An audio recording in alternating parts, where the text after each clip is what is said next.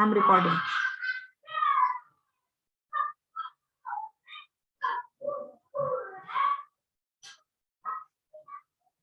So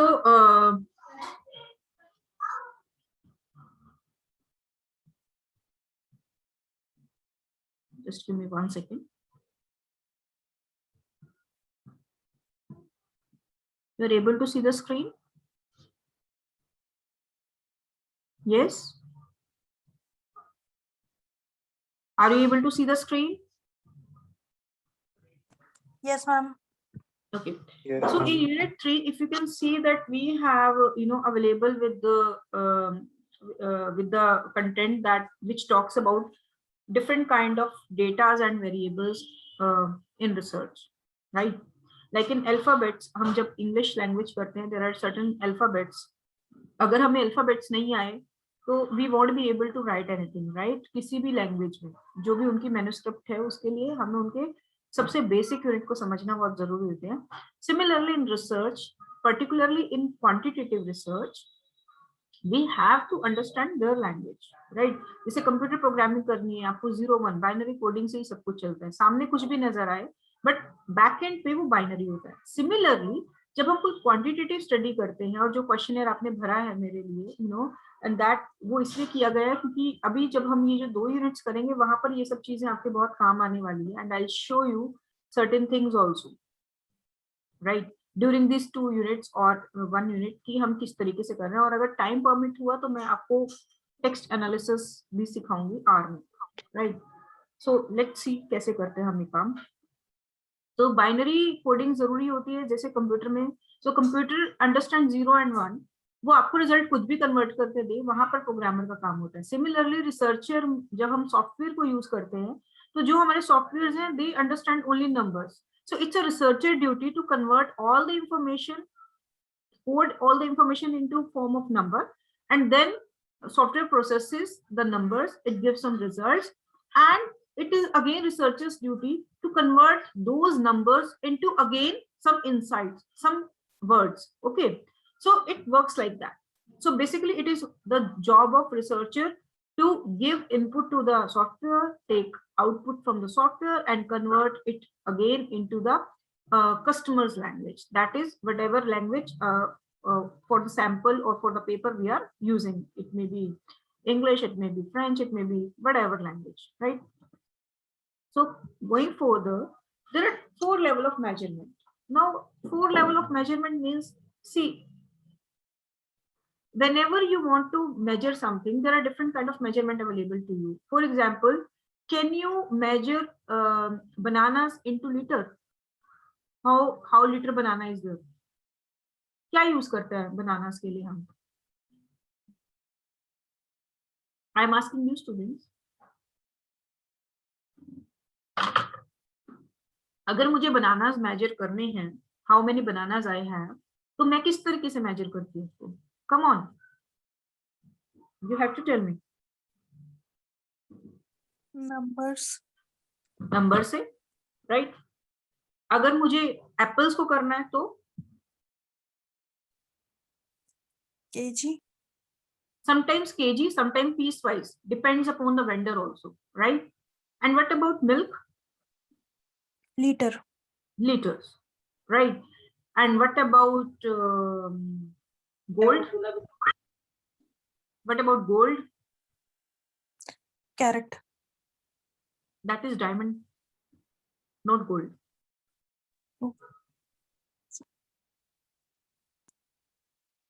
जब आपको खरीदना है, प्यूरिफिकेशन आप कैरेट से करते हैं कि 14 कैरेट है, 18 कैरेट है, 24 कैरेट है. For purification it is carat, but weight wise कैसे चलता है? सी अगेन यहाँ पर 2 चीजें, ग्राम्स में, है ना. तो अगेन 2 चीजें आ गई. अगर आपको वेट वाइज देखना है, इट विल बी ग्राम, पर अगर आपको उसकी प्यूरिफिकेशन देखनी है तो carat. So that means for different things we have different parameters, right. अभी हमें क्या देखना है वो उस हिसाब से एक डिसीजन हुआ है. अगर हमें अपनी अपनी हाइट मापनी है तो वो इंचेस में होगी, फिट्स में होगी, राइट. अगर हम अपना वेट मांगना है, मेजर करना है, तो केजीज में होगा. Same person, but if we want to measure something different तो वो कुछ और होगा. इवन हाइट को हम सेंटीमीटर्स में भी दे सकते हैं. सो केक आपका पौंड्स में भी हो सकता है, केजीज में भी हो सकता है, तो that depends upon country to country, situation to situation also. जैसे डिस्टेंस को हम किलोमीटर्स एंड माइल्स दोनों में करते हैं। So why I am telling you this is because ये जो लेवल ऑफ मेजरमेंट है, ये we can not take it lightly, because the way we will measure the phenomena, उसी तरीके की हम आगे टूल्स लगा सकते हैं। फॉर एग्जाम्पल, आपने नाम सुना होगा रिग्रेशन, कोरिलेशन, ये जो भी हम डिफरेंट एनोवा, टी टेस्ट, ये सारे डिफरेंट डिफरेंट मेजरिंग टूल्स हैं जिससे हम कोई रिजल्ट बताते हैं। ओके, लेकिन ये मेजरिंग टूल कंपेटेबल होने चाहिए। ऐसे नहीं कि हम किसी भी स्केल पर ले लेंगे। जैसे हम, अगर आपका विंडोज 2008 है तो उसमें आप बड़ी फाइल नहीं खोल पाएंगे, क्यों? क्योंकि कंपेटेबिलिटीज इशू आ जाते हैं। सिमिलरली जितने भी टेस्ट हैं उनमें कुछ कंपेटेबिलिटीज होती हैं। किसी टेस्ट को आप ले सकते हैं, किसी टेस्ट को नहीं ले सकते। वी ऑल नो कि अगर हमारा स्मार्टफोन है तो वो बेसिक फोन के सारे फंक्शन कर सकता है, लेकिन अगर हमारा पुश बटन फोन है, that can not perform the function of smartphone. तो इसीलिए लेवल ऑफ मेजरमेंट में भी अगर हम हायर लेवल पे जाएंगे तो हम लोअर लेवल के सारे काम कर सकते हैं, लेकिन लोअर लेवल पे हम हायर लेवल के काम नहीं कर सकते। Now I'll explain it more by examples. So for now you just understand there are 4 level of measurement. The first level is nominal, second is ordinal, third is interval, and fourth is scale. Now what is nominal? आपको screen पे what are you able to see in the screen?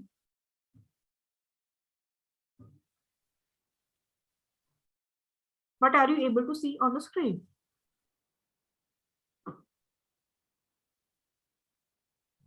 Players. Players. Anything else?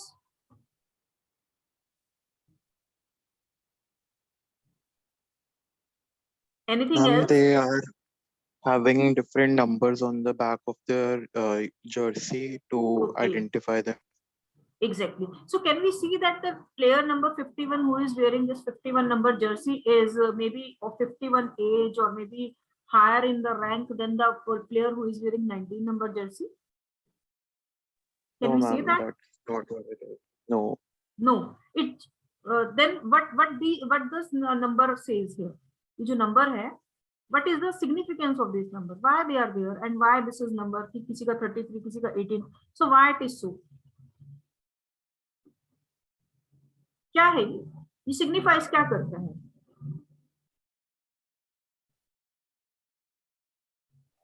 I guess this is their identity Identification. because this number.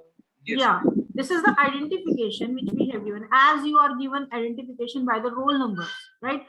जिसका roll number 10 है, that doesn't mean कि उसके number ज्यादा आए थे, that's why he got roll number 10, और जिसके number कम आए थे उसको रोल नंबर 20 मिला. It's not that.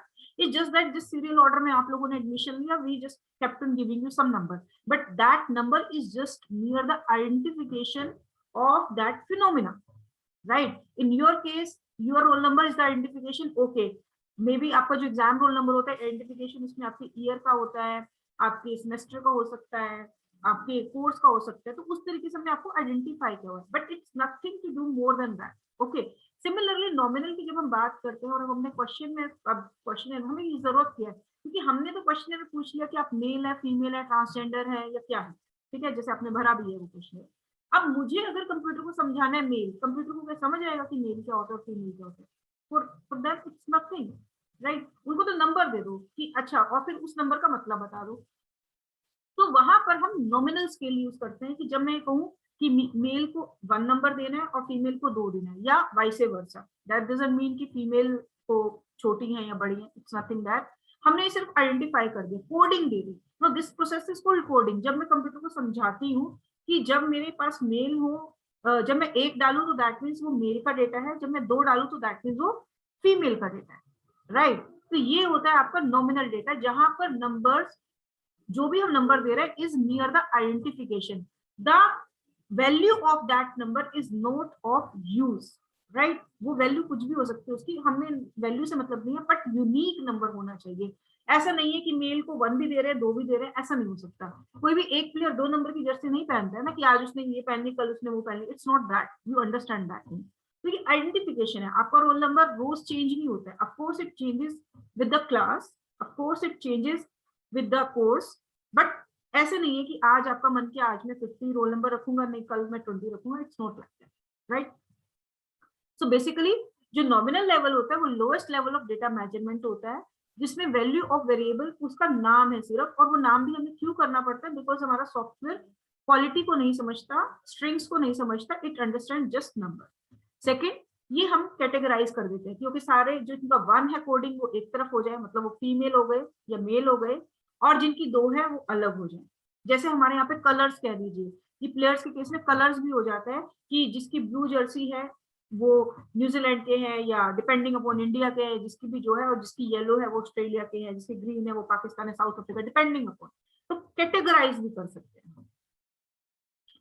अब यहाँ पर स्क्रीन में what you are able to C,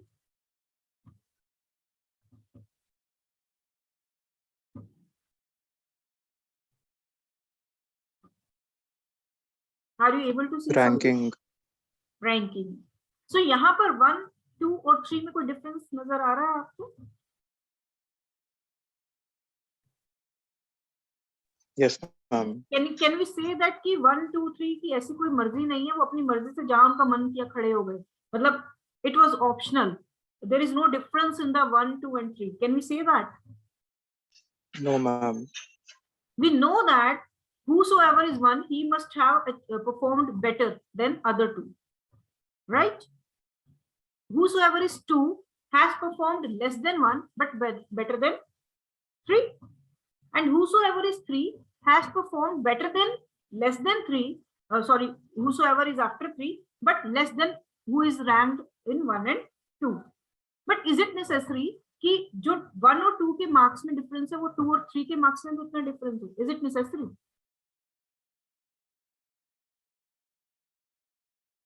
is it necessary? For example, अगर 90% वाला फर्स्ट आ रहा है आपकी क्लास में और 89 मार्क्स वाला सेकंड आ रहा है, तो थर्ड वाले के कितने मार्क्स होंगे? थर्ड वाले स्टूडेंट के कितने मार्क्स होंगे, जिसको मैं कहती हूँ क्लास में थर्ड है और मैं एक सस्पेंस छोड़ देती हूँ कि बताओ इसके कितने नंबर हैं? So what would be your guess? Are you able to understand my question? If I am saying that whosoever is coming first in the class or securing first position in the class has secured 90 marks in my subject. The second person has secured 89 marks. So can I guess the marks of third, whosoever is third in the class, can I guess the marks of that student? I'm less than 89. Yeah, partially I can guess, but I cannot tell the exact mark, right? So it could be 87, it could be 86, but definitely he is having less than 89, but we don't know कि नीचे वालों के फिर 70 भी हो सकते हैं, किसी और के 86.5 भी हो सकते हैं. So the idea basic is that yes, these people are having some kind of hierarchy, but the difference between the hierarchy may not be same. Like first और सेकंड के मार्क्स में 1 मार्क का डिफरेंस है, but second और third के marks में 10 marks का difference हो सकता है, 15 मार्क्स का डिफरेंस हो सकता है, 0.5 का भी हो सकता है. There would be less than it, but how much, it's not necessary that it would be uniform difference नहीं होगा. This is called ordinal scale, right? तो ordinal is higher than the interval level, sorry nominal level आएगा यहाँ पर. But ordinal level measurement can be used to rank or order the subjects. तो हम ordering में काम आते हैं. For example, if I say I like Coke more than Pepsi, I like Mirinda less than Coke and Pepsi. तो equidistant होना जरूरी नहीं है, but मेरी preference सबसे ज्यादा Coke है, for example, right? Nominal से ज्यादा better information क्यों बता पाता है? Because हमें ये भी पता चल रहा है कि 3 कैटेगरीज है, यहाँ पर 3 लोग हैं, 1, 2 and 3, और उनमें उनकी रैंकिंग भी पता चल रही है, तो थोड़ी ज्यादा इंफॉर्मेशन हम फेच कर पा रहे हैं. इसका एक एग्जांपल है आपके पास. अगर आपकी मैं एक चलिए हम क्वेश्चंस में करेंगे इसको. थर्ड लेवल है हमारा, कुछ आपको नजर आ रहा है, क्या दिख रहा है आपको स्क्रीन पे?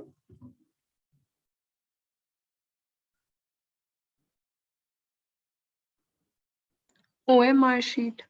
OMR sheet. तो तीसरा एक एग्जांपल होता है जब हम स्केल की बात करते हैं. फॉर एग्जांपल मैं आपको कहती हूँ ग्राफ ड्रॉ करो जहां पर 5, 10, 15, 20 आप डाल रहे हैं और यहाँ पर आप न्यूमेरिकल में डेटा दे रहे हैं, वहां पर कंसेक्यूटिव नंबर होते हैं। जैसे आपने क्वेश्चन किया था ना, मैंने आपको क्वेश्चन दिया था आपकी preference strongly disagree to strongly agree, if you remember that. आप लोगों ने 7 टू लेकर 1 के बीच में कुछ मुझे मार्क्स दिए थे, ठीक है। तो वहां पर आपको समझ आ रहा था ना कि 6 और 7 के बीच में जितना डिस्टेंस है वो 5 और 6 के बीच में भी सेम डिस्टेंस है। Are you getting it? This is called interval scale. जो डिफरेंस है वो बराबर है, राइट, इंटरवल के पास है प्रॉपर। तो यहाँ पर जब हम 0 कहते हैं तो एक्चुअल 0 का मतलब 0 नहीं होता है, 0 का मतलब नो ओपिनियन होता है। तो यहाँ पर जो 0 होती है इंटरवल स्केल में वो आर्बिट्रेरी होती है, नकली की 0 होती है। अगर हम कहते हैं कि size 0, Kareena Kapoor was size 0, तो साइज 0 मतलब क्या कि वो है ही नहीं। साइज 0 का मतलब क्या हुआ अगर हम फिजिकल फिटनेस की बात करें? Is that person doesn't exist or all? बताएं। So, हर सिचुएशन में 0 का मतलब 0 नहीं होता। जब हम कहते हैं टेम्परेचर 0, तो क्या एक्चुअल में कोई टेम्परेचर नहीं है? Are you getting it? Are you understanding it? What I am trying to tell you? Please, ये बहुत जरूरी है आपको समझना, बिकॉज इसके बेसिस पर ही हम आगे टेस्ट चूज कर सकते हैं हमें डेटा इकट्ठा कैसे करना है। Are you able to understand interval scale? यहाँ पर हिरार्की भी है। हमें पता है कि 7 इज मोर देन 1 और 2 और 3 फॉर दैट मैटर, और जो डिस्टेंस है 6 और 7 और 5 और 5 या 6 के बीच में वो भी बराबर है। और तीसरी बात, इसमें जो 0 अगर आता है, फॉर एग्जाम्पल मैं कहती हूँ कि 5 से लेकर -5 की रैंकिंग ले रही हूँ, बीच में 0 आ गया, तो इसका मतलब 0 का मतलब ये नहीं कि मेरा कोई ओपिनियन नहीं है। 0 का मतलब no opinion is also a opinion, कि मेरा कोई ओपिनियन नहीं है इस बारे में, ये भी एक ओपिनियन है। तो 0 इस तरह के केसेस में एक आर्बिट्रेरी पॉइंट होता है। Okay, so and fourth is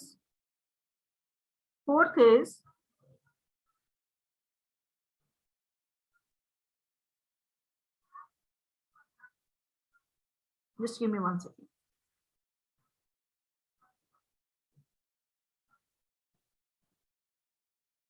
And fourth is, are you able to see my screen? Yes, ma'am. नहीं, but what are you able to see? अभी मैं बता, अभी क्या दिख रहा है आपको? Measuring scales. जब मैं कहती हूँ कि मेरी इनकम 0 है, सो क्या ये आर्बिट्रेरी है या you can believe in that? मेरी मतलब कोई भी एक पर्सन कहता है कि मेरी इनकम 0 है, सो उसका मतलब ये होता है कैन वी से दैट कि हाँ 0 होगी, या हम कहेंगे नहीं 0 तो हो ही नहीं सकती?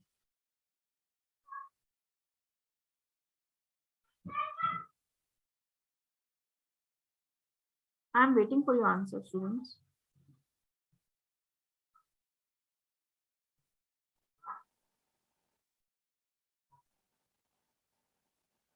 If I'm saying that somebody says my income is 0, I don't have any income, can we believe that thing or not?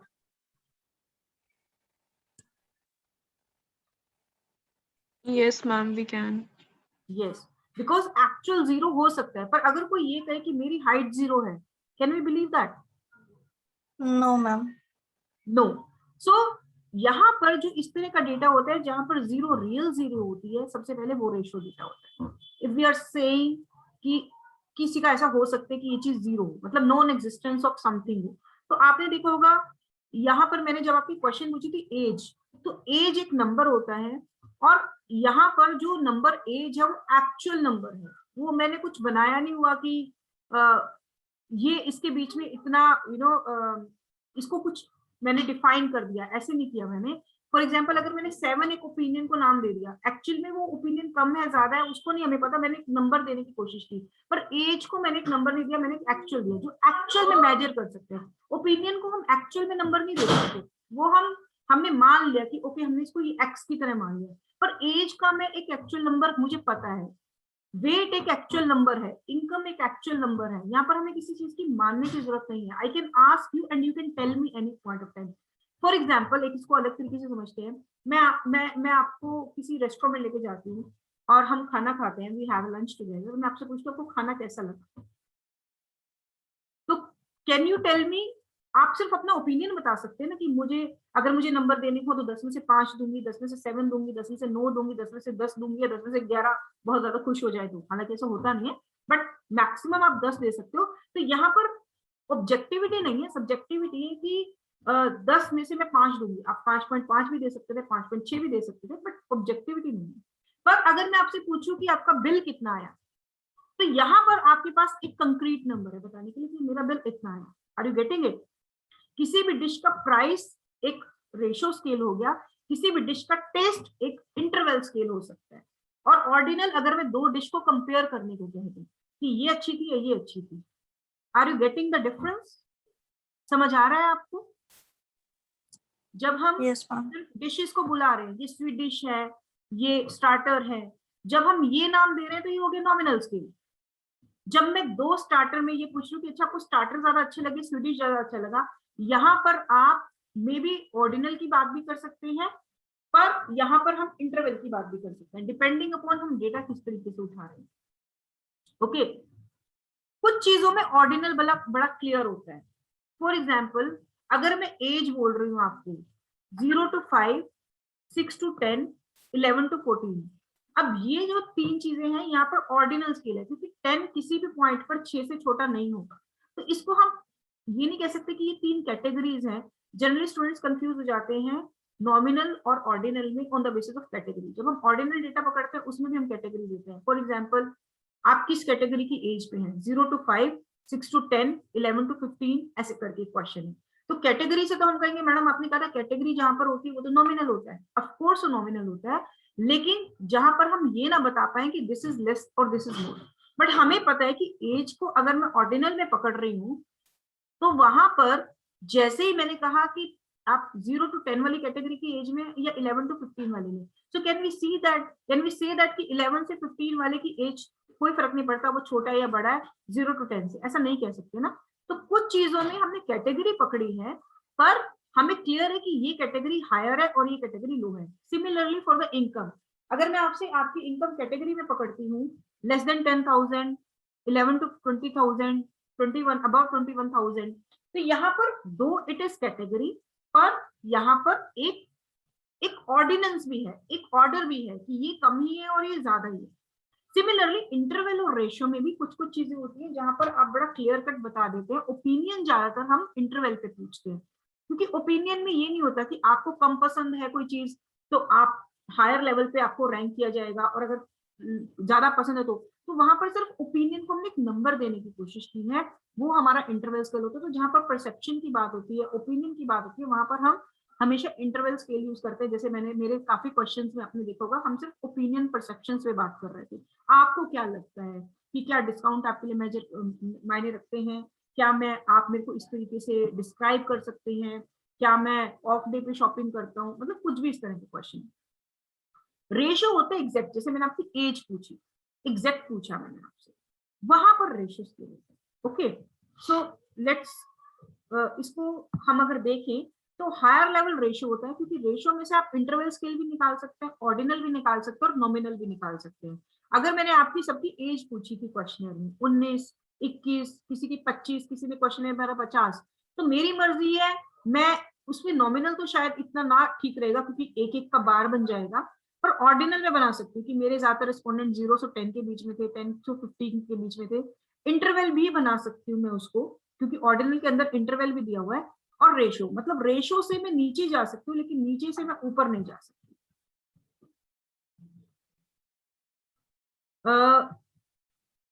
सबसे पहले मैं आपसे क्वेश्चन पूछती हूँ, and just to check your knowledge, how long ago were you released from the hospital? ये अगर एक question हो फर्स्ट वाला, तो इसका क्वेश्चन, इसका जो स्केल होगा आपके हिसाब से कौन सा होना चाहिए?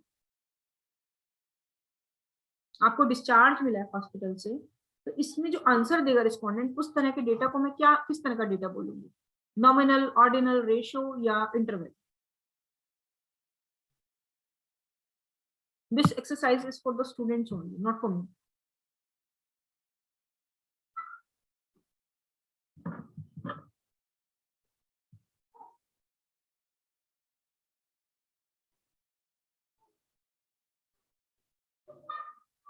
Okay, I'll help you out. आप यही बताएंगे मैं 2 दिन पहले निकला, 4 दिन पहले आया, 10 days पहले आया, तो ये रेशियो स्केल हो, एग्जैक्ट बता रहे हो आप. Okay.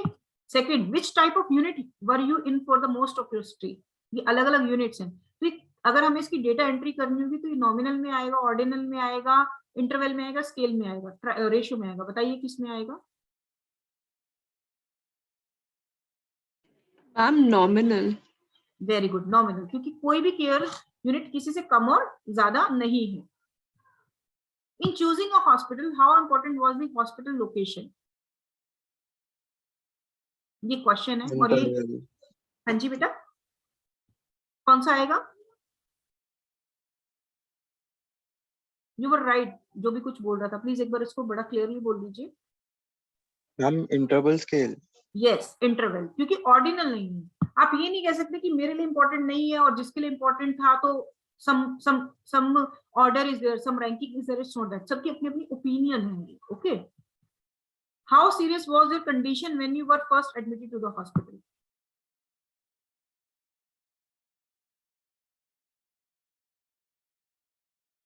Ma'am ordinal. Very good, ordinal. यहाँ पर क्रिटिकल और माइनर को हम एक ऑर्डर नजर आ रहा है ना, देखने में कैटेगरी लग रही है पर आप देखिए ऑर्डर नजर आ रहा है इसमें. Very good. Rate the skill of your doctor.